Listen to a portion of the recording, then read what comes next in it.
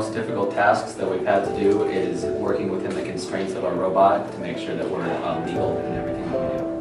One of the most difficult tasks I've had to overcome throughout my building experience is the one I'm working on currently, and that is a chassis design using 4 different part providers. I'm using Vex, Andymark Tetrix, and Servo City to actually create a chassis of our custom design that will fit what end effectors we have. So during our build, the hardest thing was finding an end effector. There were lots of things that we had for choices, so deciding was hard. I think our most difficult thing we had to overcome was picking an end effector because we had so many different options and it was just hard to pick which one we should do. I would say one of the most difficult tasks was last year on our fishing machine. We were combining parts from Tetrix, Servo City, and 8020, and so we had to find a way to make those all fit together to effectively form our end effector. Well, to overcome the tasks that we had to use, we opted to use different parts and to make sure that everything would work, even though we couldn't use what we originally thought we would. I overcame the difficult task by 3D printing and designing different parts to actually interchange between the systems. So Actobotics uses a different pattern orientation than Tetrix, so I had to use an adapter from one to the other. I also found specific pieces, so like certain size spacers, to actually locate on different axles and how to make a hub for the wheels as well. So we basically had a poll between the team.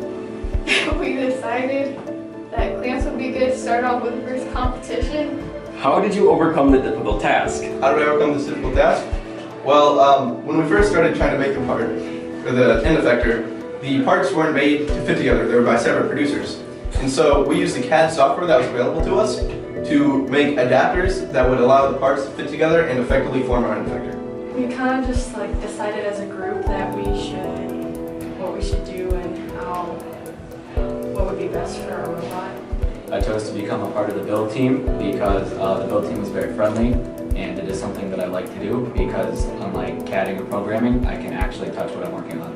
Ever since I was 4 or 5, I've been building using Legos or little train sets, just tinkering around with little pieces. And I've worked my way up through the years and I've still found an interest in building, so I joined 8th grade robotics and was building Legos there, and I loved it. So now I'm here and I'm building with metal parts robots, and it's really exciting. Because I've always enjoyed working with my hands. It's really calming. It's always really nice, like when you see the product that you made or the robot, or even like when you move on, if you're working with manufacturing. It's always just really nice to see what you've made come together and work.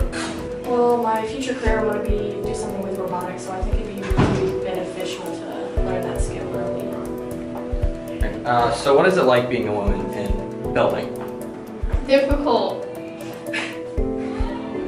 It is, because you're always going to overcome and feel like there's guys going against you. I mean, yes, that's because we have more guys than girls, and they haven't really had a girl on the build team in a long time, so it's like everybody's adjusting still, but I mean, it's getting better. Being a woman engineer is definitely hard because you're a minority and it's just all the other guys you're competing